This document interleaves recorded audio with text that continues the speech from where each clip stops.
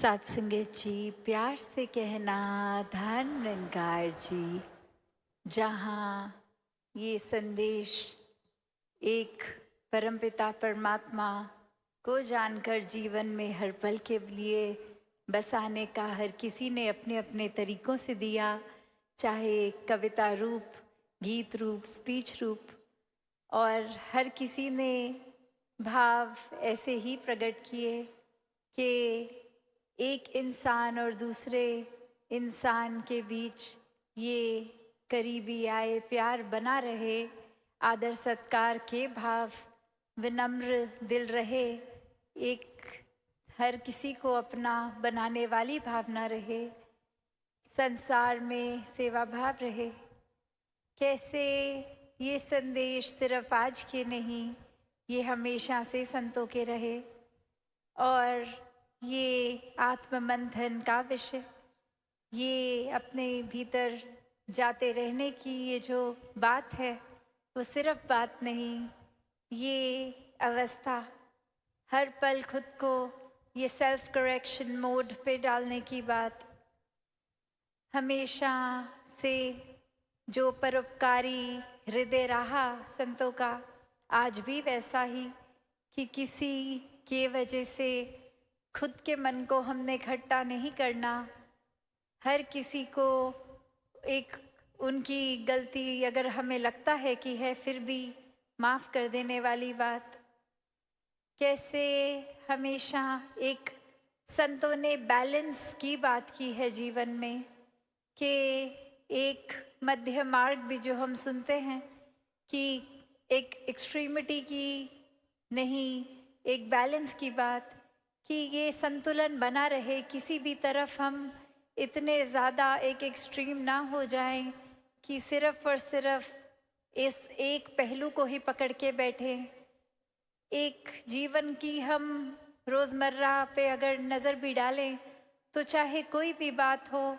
वो कंक्लूजन यही निकलेगा कि एक बैलेंस बना के, चाहे वो परिवार ही हो,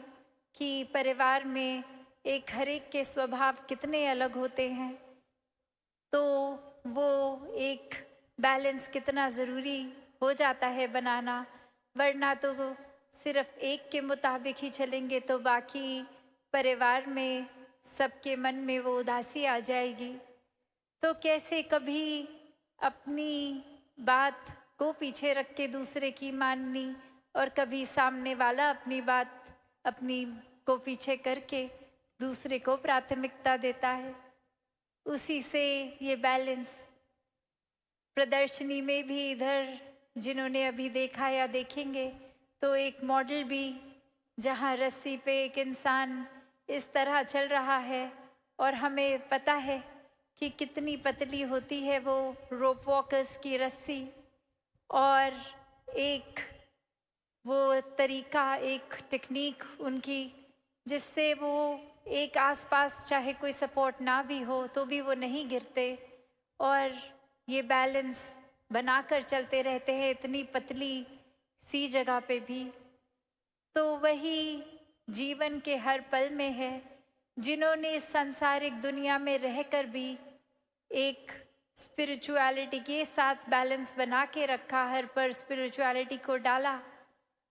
वो ही बात कि अगर आध्यात्मिकता है तो वो इसी संसार में हमने जीवन जीना है, हर पल को जीते हुए उसमें आध्यात्मिक होना है। वरना तो वही ये बात हम सोचें कि एक बिल्कुल ही अगर ऐसे आर्थिक दुनिया में एक अपने जीवन को जीने लग जाएं और कोई पहलू ना सोचें, सिर्फ काम काज परिवार, तो फिर वो एक छोर हो जाएगा। और वहीं अगर सिर्फ और सिर्फ खुद को अकेला करके, चाहे घर में चाहे बाहर जंगलों में, एक उस रूप में सोचें कि अब हमें अपने कर्तव्यों का पालन नहीं करना, सिर्फ एक एकांत में होकर कुछ ये स्पिरिचुअल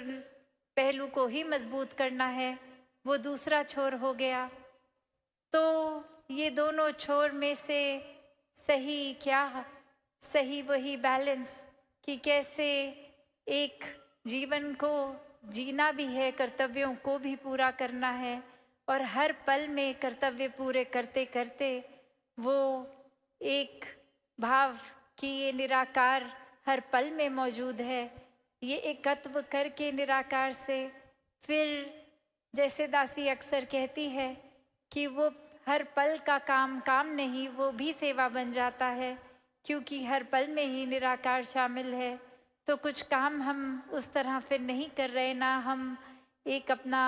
वर्क कर रहे हैं, ना हम घर का पालन पोषण कर रहे हैं, क्योंकि ये याद है निराकार ने हमें सिर्फ ज़रिया बनाया है। तो हम पूरी ईमानदारी से एक पूरे भाव उस तरह रख के कि ये सेवा ही हमें दातार द्वारा दी गई परिवार का ख्याल रखने की, और उसको ही निभा रहे हैं। तो ऐसे फिर परिवारों में वो प्यार भी बना रहता है, एक दूसरे का आदर सत्कार भी हो जाता है। ये आत्ममंथन की बात भी कि कैसे जो आज हमने सत्संग में बार बार सुना कि कोई भी टिप्पणी हम दूसरों पे तो तुरंत कर देते हैं, आईना दूसरे को तो दिखा देते हैं, पर खुद के लिए बनाया है ये आईना कि अपने आप को देखें, मन अपना संवारें। तो वैसे ही हर एक छोटा सा ही चाहे इकाई है फैमिली गिनती के मेंबर्स, फिर भी ये तालमेल बनाना कभी कभी कितना मुश्किल हो जाता है। कैसे एक दूसरे से ही साथ के कमरों में रहते हुए भी एक बातचीत बंद हो जाती है,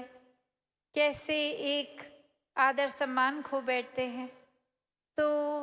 ये बात कि अगर वाक्य ही निराकार याद है तो हर पल में जो अभी हम राजपिता जी की विचार से प्रेम का भाव भी श्रवण कर रहे थे कि ये प्रेम की ही अपने आप में क्वालिटी है कि अगर प्रेम है तो हमारे अंदर ये निखार रूप आता रहेगा, ये मन भी दुरुस्त रहेगा। तो वही एक हर समय की खुशबू मन में रहे। ये पारिवारिक रूप तो छोटा हो गया, पर यहाँ हम संसार वासुदेव कुटुंबकम की बात करते हैं कि कैसे पूरे संसार में ही वो परिवार रूप देखा जाए, तो कैसे फिर पूरी मानवता के लिए समर्पित ये दिल हो सकता है। ये अच्छाई बुराई किसी की आंख देखती नहीं, फिर किसी की जाति पाति नहीं देखती, कोई ऊंच नीच नहीं देखती, कौन किस एड्रेस पे रहता है, कौन कितना आर्थिक रूप में किस तरह है, ये आंखें अब भेदभाव नहीं कर रही, और जहाँ भेदभाव नहीं है वहाँ दिलों में फिर नफरत भी नहीं होती। तो जीवन में ये एक रस रहते हैं संत। संत सिर्फ एक ही नज़र से हर एक को देखते हैं, और वही नज़र की बात कहाँ से आती है, ये दातार इस निराकार से, इस परमात्मा से जुड़कर आती है। वरना दिमाग पे छोड़ दें अपनी सोच पे, तो कुछ पल के लिए तो ये दिल भी शुक्रगुजार रह सकता है, पर ये अवस्था बनना 24 घंटे की, ये फिर दिमाग को, क्योंकि ये फीचर ही है दिमाग का कैरेक्टरिस्टिक कि कभी कुछ याद है कभी कुछ याद नहीं है, तो ये कभी शुक्राना करना याद रहेगा या कभी नहीं। पर जब वो अवस्था ही बन जाती है फिर वो दिमाग का काम नहीं है, वो तो फिर अपनी रग रग में ही हम वो चीज़ डाल लेते हैं, तो ये शुक्राना भाव आ जाता है। और अगर जैसे वही हम बैलेंस की बात पे फिर से जाएं, तो एक तराजू हर एक ने देखा है, कैसे वो वेइंग स्केल, दो उसके एक एरियाज जहाँ हम एक जगह एक वेट डालते हैं और दूसरी जगह देखते हैं उतने ही वज़न का जो भी सामान डालना हो, तो कैसे वो जब बैलेंस में आ जाता है, एक जितना उठा हुआ दोनों हिस्सा, तो पता लग जाता है कि हाँ अब ये भी उतने ही केजीज का हो गया है, दूसरा साइड भी। तो मन में हमारे ये एक एग्जाम्पल के तौर पे तो चीज़ पता है, पर मन के भीतर जब देखें तो ये तो आएगा कि हमें प्यार एक करना भी है, और जब रिसीव हो प्यार उसको अपने अंदर डालना भी है। पर अक्सर हम वहाँ चूक जाते हैं। एक उस तराजू के बैलेंस को बिगाड़ना एक मन की अवस्था के ऊपर हो जाता है कि ये तो भूल जाते हैं कि अगर हमें एक प्यार को जितना देना है, अगर एक्सपेक्ट कर रहे हैं कि उससे ज़्यादा मिले या उतना मिले और वो उस मुताबिक नहीं, तो ये मन की अवस्था ही है। बिकॉज़ यहीं हमने अपने आप को सही करना है। एक नज़रिया हमारा क्या है कि ये हमें ज़्यादा से ज़्यादा मिलता रहे और कितना देना है उस पे तो हम तवज्जो ही नहीं करते कि कैसे एक दे। ये कोई सौदे का तो खेल नहीं है प्यार, खैर, पर एक अगर आम भाषा में जैसे बोलते हैं कि अगर करेंगे तो मिलेगा, तो ये बात प्यार के ऊपर तो उस तरह से लागू नहीं, क्योंकि अगर हमारे वाक्य ही असली एसेंस में प्यार है तो वो उस पैमाने पे है ही नहीं कि वापस मिलेगा। क्योंकि प्यार तो वो भाव है जो सिर्फ जितना देते हैं उतना ही मन खुश रहता है। तो यह जहाँ एक इंसान का दूसरे इंसान के प्रति ही थैंकफुलनेस इतनी एक्सट्रीम लेवल की अगर हम इस एग्जाम्पल में स्टोरी में देख रहे हैं, तो जहाँ इस निराकार की बात आती है यहाँ तो कोई हिसाब ही नहीं है। एक एक श्वास भी परमात्मा की ही देन, और परमात्मा ने जहाँ जब इंसानों को भेजा और जब ये श्वासें बंद करनी है, सब परमात्मा की ही रज़ा।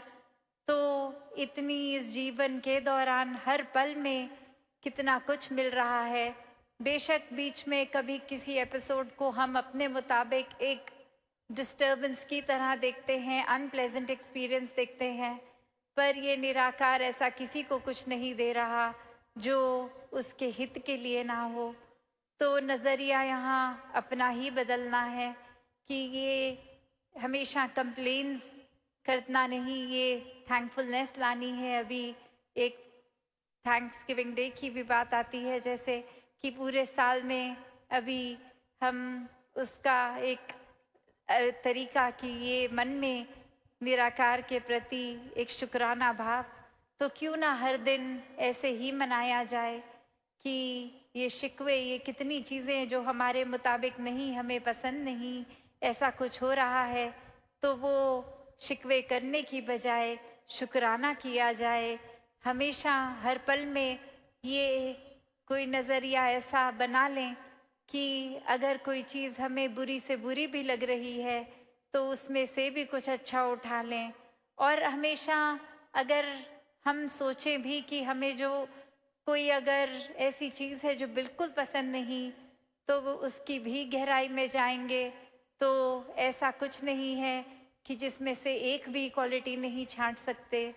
जिस तरह वो उदाहरण है कि एक बंद घड़ी भी दिन में 2 बार बिल्कुल एक्यूरेट टाइम दिखा देती है, क्योंकि वो एक AM और PM में वो समय पक्का आएगा जहाँ पे वो वॉच स्टैटिक होके बंद हो गई है। तो एक कोई भी चीज़ चाहे कितनी भी बुरी हो उसमें अच्छाई ज़रूर रहेगी। और जहाँ इंसानों की बात है तो चाहे कईयों के स्वभाव हमारे जैसे नहीं होंगे या हमारी पसंद के मुताबिक नहीं होंगे, पर ऐसा नहीं है कि उनका स्वभाव अच्छा नहीं या स्वभाव में कुछ एक भी चीज़ अच्छी नहीं। ये हमारे नज़रिए की बात है। तो आत्म मंथन यहाँ अपने अंदर फिर एक बार इस पहलू पे भी किया जाए कि कैसे हम क्या ज़्यादा एक सिर्फ रिसीव करने में ही इंटरेस्टेड हैं या देने में भी एक मिलता ही रहे ऐसा स्वभाव बना लिया है, या देने का भी है। क्या एक बिल्कुल ही हम अपने पहलू को एक छोर की तरह पकड़ के बैठे हैं या दूसरे की भी बात सुन के उसको भी